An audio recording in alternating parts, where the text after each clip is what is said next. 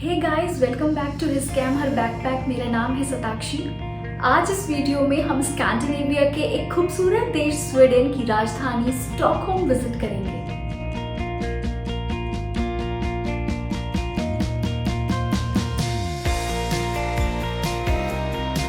आपको जानकर हैरानी होगी कि स्टॉकहोम अपने ढेर सारे आइलैंड्स के लिए जाना जाता है। यहाँ टोटल 14 आइलैंड्स हैं जो 57 ब्रिजेस से कनेक्टेड हैं। तो स्टॉकहोम में आज हम विजिट करेंगे स्कैंडिनेविया का सबसे फेमस म्यूजियम जो इन्हीं 14 आइलैंड में से एक पर बना हुआ है। इस म्यूजियम का नाम है वसा म्यूजियम और ये बना है योगॉर्डन आइलैंड पर। स्टॉकहोम में हम रुके थे रेक्स होटल में और वसा म्यूजियम जाने के लिए हम पहुंचे टी सेंट्रलिन ट्रैम स्टॉप पर। यहाँ से आपको 7 नंबर की ट्रैम लेनी है और 4 स्टॉप ट्रैवल करने के बाद वसा म्यूजियम स्टॉप पे उतरना है।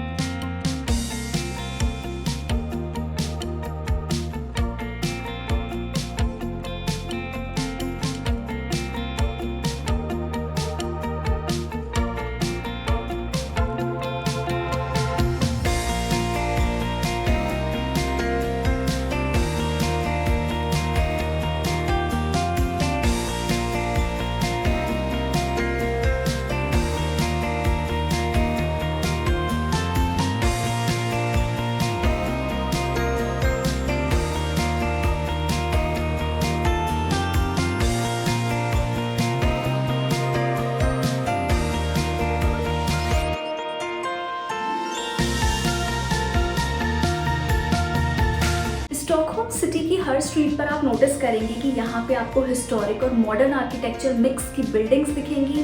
साथ ही यहाँ की हर बिल्डिंग में आपको एक सिमेट्री दिखेगी और ये काफ़ी कलरफुल भी है, जिसकी वजह से ये पूरा शहर बहुत ही सुंदर लगता है।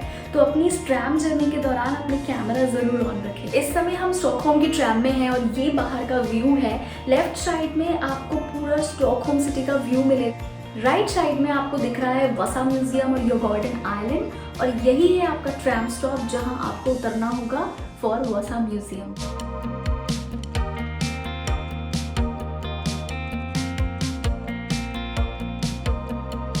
ट्रैम से उतर के आपको करीब 450 मीटर वॉक करना होगा और इस ब्रिज को क्रॉस करना होगा। इस ब्रिज से आप योगॉर्डन आइलैंड पर पहुंच जाएंगे और साथ ही यहाँ से स्टॉकहोम सिटी का बढ़िया व्यू भी एंजॉय कर पाएंगे। तो आगे जाने से पहले यहाँ कुछ देर रुककर इस व्यू को जरूर एंजॉय करें और कुछ फोटोज जरूर क्लिक करें। हम यहाँ मार्च के फर्स्ट वीक में आए थे और इस टाइम भी यहाँ अच्छी खासी ठंड थी। धूप का तो कोई नामो निशान ही नहीं था और पूरा शहर एकदम शांत और खाली था। स्टॉकहोम में हम 2 दिन रुके थे, जिसमें ये हमारा फर्स्ट डे था। फर्स्ट डे ही हमने एक्सप्लोर किया वसा म्यूजियम और योगॉर्डन आइलैंड और साथ ही स्टॉकहोम सिटी को भी।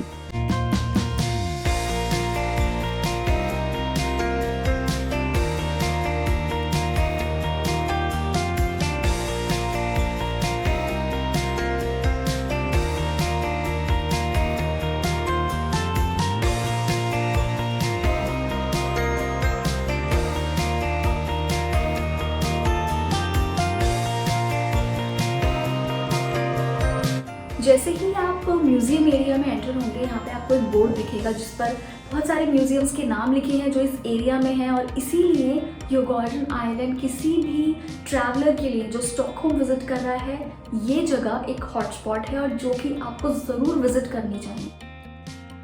इस आइलैंड पर कम से कम 9 से 10 म्यूजियम हैं। सब तो आप एक दिन में विजिट नहीं कर पाएंगे, स्पेशली अगर आप स्टॉकहोम 1 या 2 दिन के लिए रुके हुए हैं। So you can choose top 2 और 3 म्यूजियम, जिसमें से वसा is one which you can definitely keep on your list. तो जैसे आप अंदर 5 से 6 मिनट वॉक करके आगे आएंगे, सामने की तरफ आपको एक रेड कलर की बिल्डिंग दिखेगी जो कि है वसा म्यूजियम और यहाँ से लेफ्ट साइड में जो आपको दिख रहा है that is the Viking museum, जहां आप वाइकिंग हिस्ट्री और कल्चर के बारे में जान सकते हैं।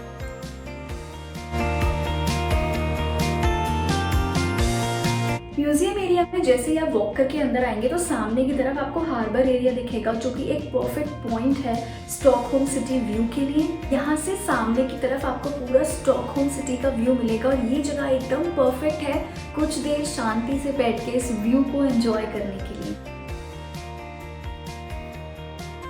आप युगोटन आइलैंड बाय बोट भी आ सकते हैं, जिससे सिटी का एक टोटली डिफरेंट पर्सपेक्टिव आपको देखने के लिए मिलेगा। आज हमने यहाँ ट्रैम से ट्रैवल करना चूज किया, पर चाहे आप यहाँ ट्रैम से आए या बोट से, युगोटन island will always be a delightful destination.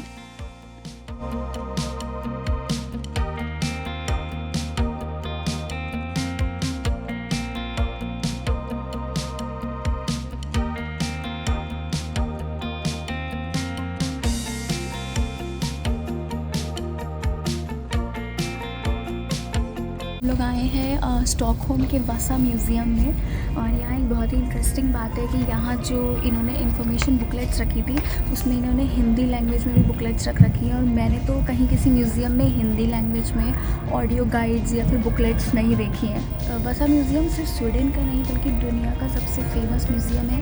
ये जो शिप आपको दिख रहा है, इस शिप का नाम ही वसा है। तो ये जो वसा शिप है ये अराउंड 16th सेंचुरी में ये अपनी जब पहली जर्नी पे निकला था स्टॉकहोम में, तो ये वहाँ पे पलट गया था और डूब गया था, और 300 साल बाद इसे वापस सी बेड से निकाला गया और इसे यहाँ म्यूज़ियम में रखा गया है। ऐसा इनका कहना है कि ये जो शिप है ये 98% अपनी ओरिजिनल कंडीशन में है, और दुनिया में 17th सेंचुरी के जितने भी शिप्स हैं उसमें से सबसे अच्छी तरह से जो प्रिजर्व्ड शिप है वो ये वसा शिप ही है।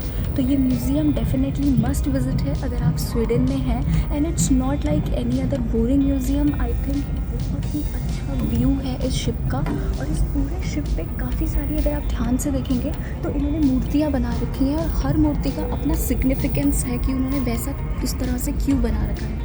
और यहाँ पे ऑडियो गाइड्स भी चलती हैं, फिल्म्स भी चलती हैं, तो आप वहाँ देख के इस शिप के बारे में और ज़्यादा इन्फॉर्मेशन गैदर कर सकते हैं। So it's definitely a must visit. It's not the least. अगर इसकी कॉस्ट की बात करें तो यहाँ पे या तो आप सिंगल टिकट ले सकते हैं सिर्फ वसा म्यूज़ियम का, या फिर कॉम्बिनेशन टिकट भी आता है वसा म्यूज़ियम प्लस रेक म्यूज़ियम का, जो कि INR में बात करें तो 2 लोगों का आपको पड़ेगा 5000 का।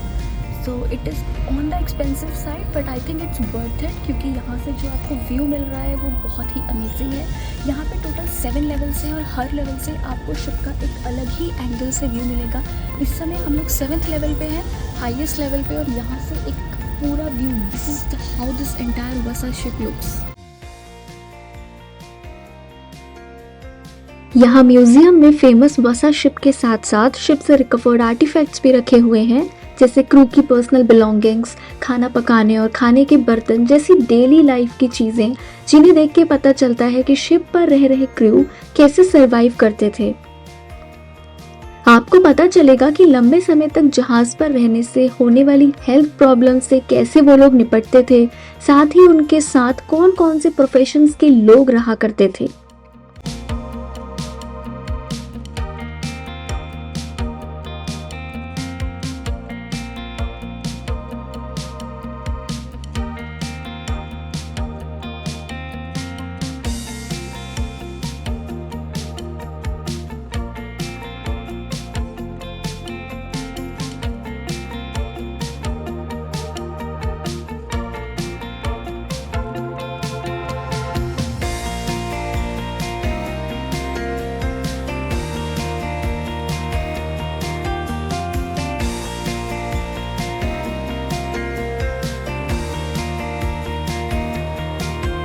म्यूजियम को इस तरह से बनाया गया है कि विजिटर्स अलग अलग लेवल से शिप को देख पाएं।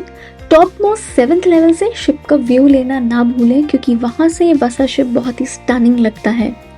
वसा के डेलिकेट वुड को बचाने के लिए अंदर म्यूजियम में लाइटिंग को बहुत कम रखा गया है। इस शिप पर 700 से ज्यादा वुडन कार्विंग्स बनी हुई हैं, जिनमें सबसे फेमस है रोमन एम्परर्स, मरमेड और नॉर्स कथाओं के देवता। ये कार्विंग स्वीडिश किंग गुस्तावस की पावर को दिखाने के लिए डिजाइन की गई थी।